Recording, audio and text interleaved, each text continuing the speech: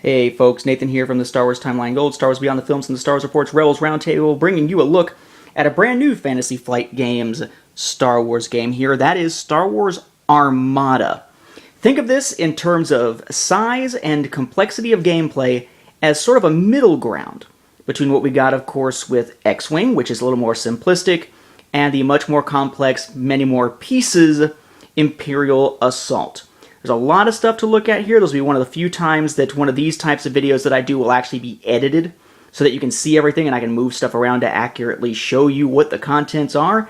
But we're talking about Armada here. This is the core set, a game of tactical fleet combat. And to preface here, again, this is going to be another of these games that I actually really like. I think this is probably better, in my opinion, than Imperial Assault. I like the Starship combat better. And I actually think I may like the dynamics of this one more than X-Wing, though X-Wing is a little bit more fast-paced, it seems to me.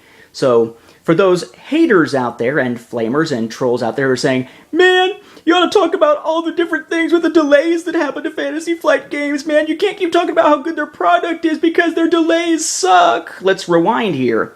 We're talking about the products. Delays don't make a difference in terms of the quality of the product. They do continue to have stellar, no pun intended, Star Wars products and quality, but again, yes, they do often sometimes experience difficulties on their end, and then other times they're dealing with difficulties on shippers' ends and things like the strike on the west coast of the US in 2015.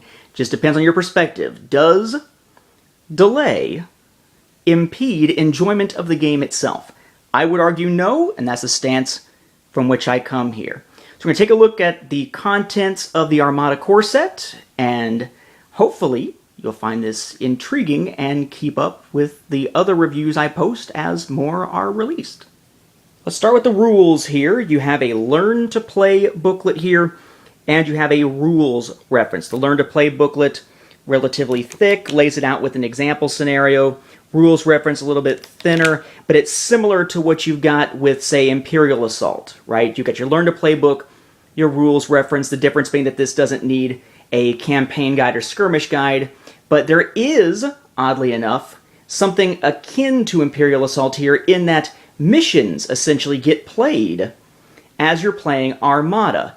And it's sort of a built-in mechanic rather than something you have to purposely seek out and do differently, as we see in X-Wing. Now, one thing of particular note here is that this game divides between what they call ships, like these, and squadrons, which are these here. Okay? It's very much like how X-Wing has the small ships, large ships, and huge or epic play ships involved. Right? So here is our big Imperial ship for the core set, a Victory class Star Destroyer. Now you might say, well, is it a Victory 1 or a Victory 2? It's actually both. It is used in two different ways. So here's your ship model, painted.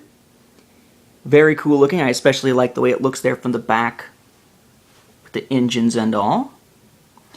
It is attached with what they call a support fin, because it's not a pole, and a plastic base that you put the ship token onto. Now notice this base is a little bit different than what we're used to dealing with X-Wing. Each hull zone, right, fore, aft, starboard, port, or left, right, front, back, depending on how you want to look at it, has its own shield dial attached to it to help you keep track of the shield value of that part of the ship. Kind of like when you're dealing with those epic ships and having to take account of the different hull zones on those in X-Wing. These are attached with those same little black fasteners that we used to put the maneuver dials together back in X-Wing.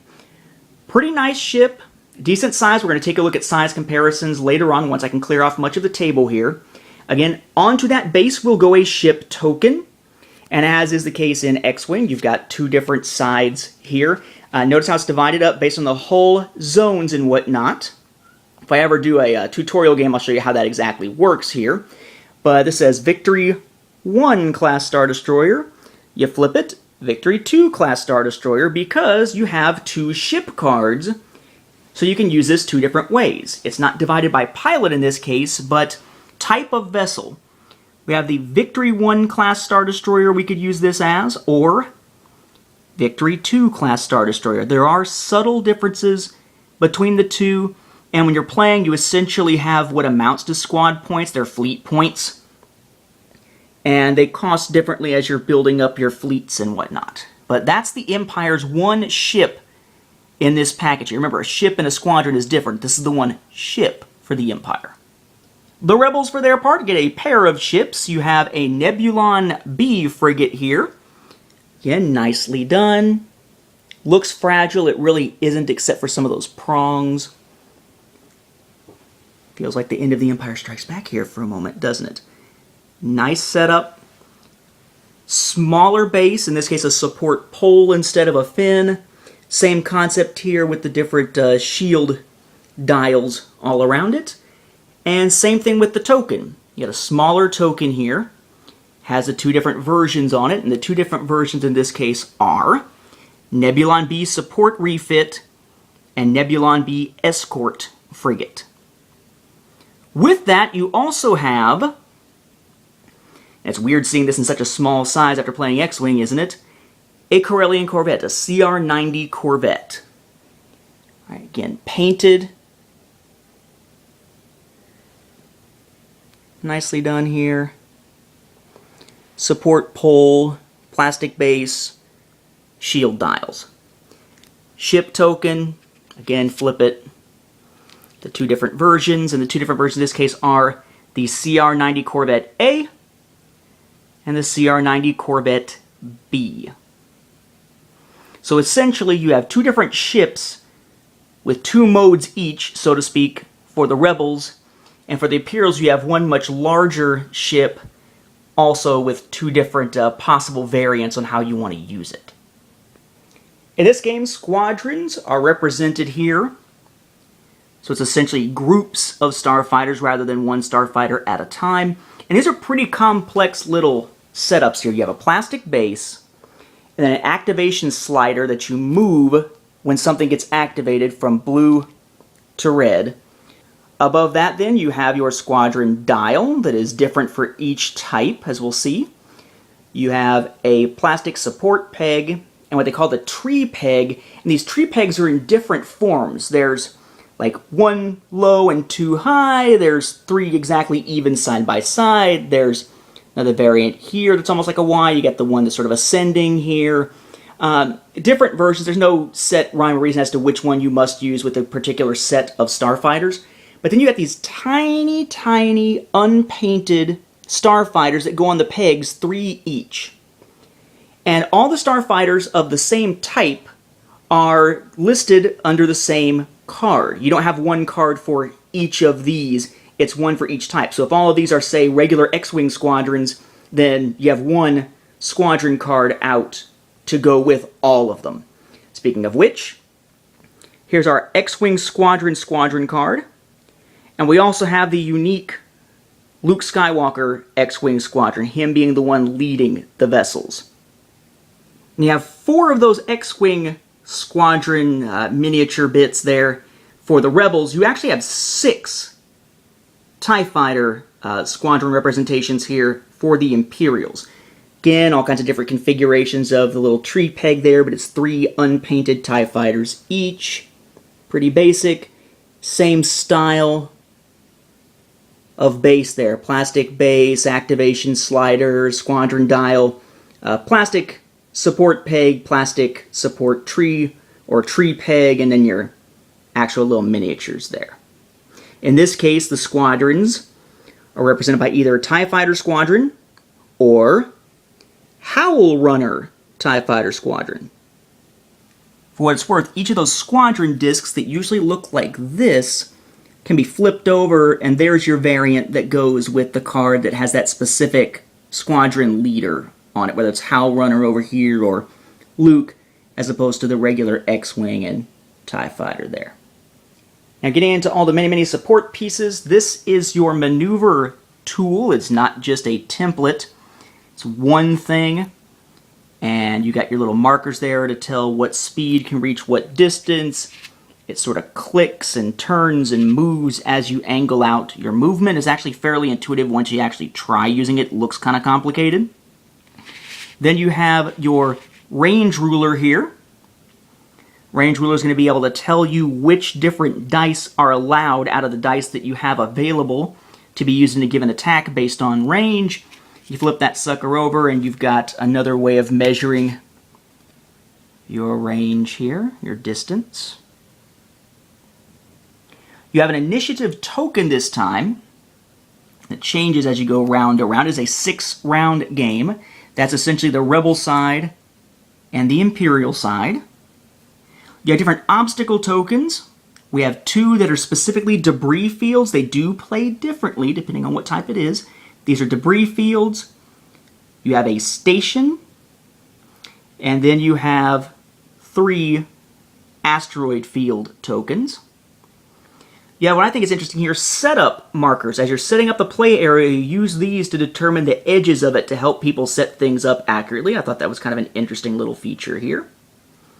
And then over here, you've got 52 damage cards. They work similarly to X-Wing, right? You've got your regular damage, or each of these, if you flip it over, has a form of critical damage on the other side.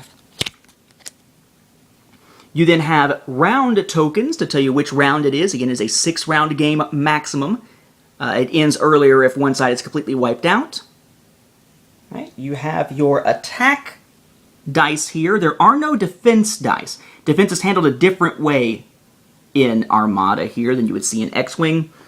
You got 3 black, 3 red, 3 blue. They do not have specific names. I tend to think of them based on the way that range ruler works, as sort of close range, long range, and medium range, because if you look at the range ruler, so pull out here, right, if you're at the far end of the range, only the red dice can be rolled. If you're at a medium range, it's blue and red, and if you're at close range, it's blue, red, and black. All the different ones that might be available. So, in that case, sort of think of them as range, but they're just labeled by the colors. Of course, you got a proof of purchase, as is often the case here, and then we've got our upgrade cards. 18 of them in this case.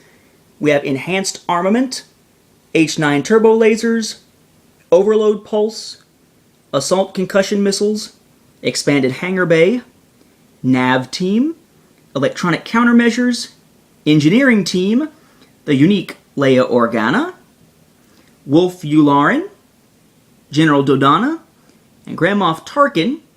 They go back to non-unique Defense Liaison, Weapons Liaison, Gunnery Team, and the titles, like in X-Wing, Dodonna's Pride, Dominator, and Redemption.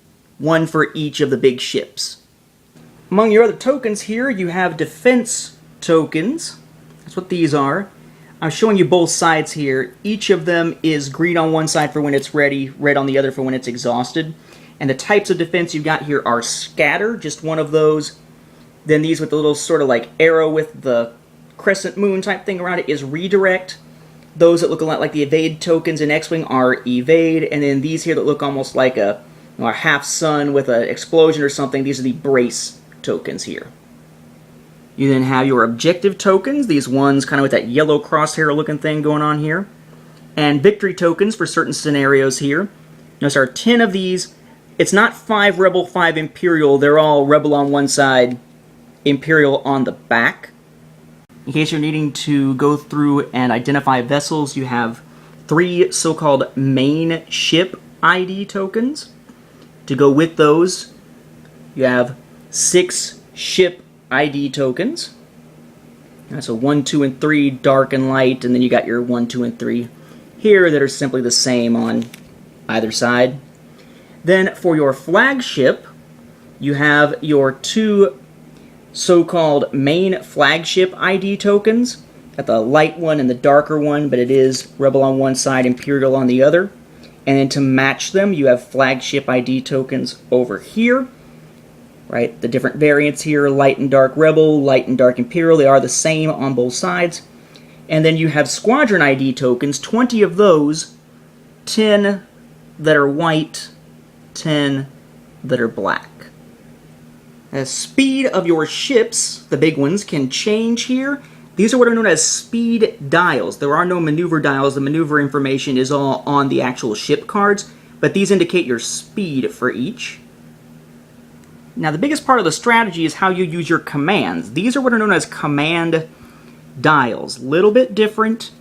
Basically, a little plastic cup-looking thing, the dial there, and a fastener, and you turn your commands to mark which one you want. Interestingly, these stack. So if you've got a ship that has more than one command they can use, they stack on top of each other, and you work your way, essentially, through the stack, which is kind of cool here. And what's even stranger, but still cool, is that as you are using these, if you issue a command on your turn and you actually use it at that moment, it has one effect. However, if you choose instead, you can hold that in reserve, like issuing a command to be ready, and instead get one of these. These are command tokens for those same symbols here. You have navigate, concentrate fire, repair, and squadron commands. These stay with your ship and you can use them later. Thing about it though is it's diminished in what it does because it's not at the moment that you're giving the command. So for instance, if I use one of these with, say, concentrate fire, then during an attack I can roll one additional die of the same color of any other die that I've rolled. On the other hand, if I were to delay that until later, get one of these concentrate fire tokens, and then spend that later, it lets me re-roll one die that I've already rolled instead of adding an additional one. Still helps, not as much. Finally, we get down to these other cards involved in the game here. You have ones here with that kind of back. These are your reference cards. So we've got references on defense tokens, commands, and commands. Basically, so each player can have a reference card sitting next to them if you need them to. Then you got these cards down here. These are your mission cards that come into play, kind of like playing specific missions in X-Wing, or the way that main campaign missions and side missions work in Imperial Assault. And there's different types. There's 4 of each. From the Assault mission type, you have Advanced Gunnery, Most Wanted, Precision Strike, and Opening Salvo, all dealing with special setup rules and different special rules, sometimes with a new end-of-game mechanic, kind of like the information you would see next to the map in Imperial Assault. Then you have Defense Missions, Fire Lanes, Contested Outpost, Fleet Ambush, and Hyperspace Assault. Until finally you have the Navigate missions, Dangerous Territory, Superior Positions, Minefields, and Intel Sweep. For what it's worth, as far as card backs, right, there's your reference card already mentioned. There's your Imperial Squadron card, your Rebel Squadron card, your Rebel Ship card, remember for the big ones. Imperial Ship card, again, significant size difference there, you can see. It's the back of your mission card there. Regular damage card, as mentioned, critical on the other side.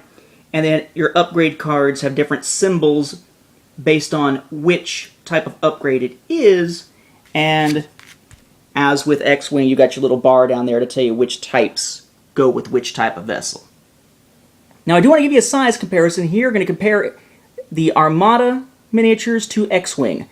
Here is your Armada Squadron of X-Wings. All right, 3 unpainted there together. Here are 3 painted X-Wings from the X-Wing game, right? Core set, first expansion of X-Wings, and then your one there that came with one of the larger ships here. Size comparison, yeah, pretty big difference here. Just into the scale difference here within the game. Same thing for TIE Fighters over here. Here's your TIE Fighters from Armada, 3 of them. 3 side-by-side TIE Fighters here from the core set and the 1 TIE Fighter expansion from X-Wing from Wave 1. Size comparison there. Now, as for the Victory Class Star Destroyer, there is nothing really to compare directly, so we'll just compare it to one of our previous ships here. One of the larger X-Wing ships here. That's considered a large ship in X-Wing. Right? Stand is a little bit taller. Size is pretty close. Okay. And then over here, the biggest difference, here is an Armada Corellian corvette, CR-90, next to the Nebulon B frigate. And this is the huge-scale epic play Corellian corvette from X-Wing. That size comparison is pretty enormous. The Corellian corvette so far, by the way, the biggest ship in X-Wing, whereas this Corellian corvette is the smallest, at least lengthwise, of any of the ships here in Armada, and certainly much, much smaller here than the Victory-class Star Destroyer. You got a lot of material here. This is a $100 product. The cost of entry is significantly higher than with X-Wing. The games play similarly. This feels like a more complex, more refined version of X-Wing that I think is going to be more challenging in the long run. Personally, I would recommend it. If you have to choose between this and Imperial Assault, I would suggest this. You can find it places like Miniature Market online for about $70 instead of $100. Right now, only the core set is out, but the Wave 1 expansions are already in as pre-orders and will be coming soon. So I would highly recommend Star Wars Armada, if you got the money to spend. If you're just looking for a Star Wars miniatures game, you don't want to spend this type of cash, X-Wing is still an awesome, awesome game as well.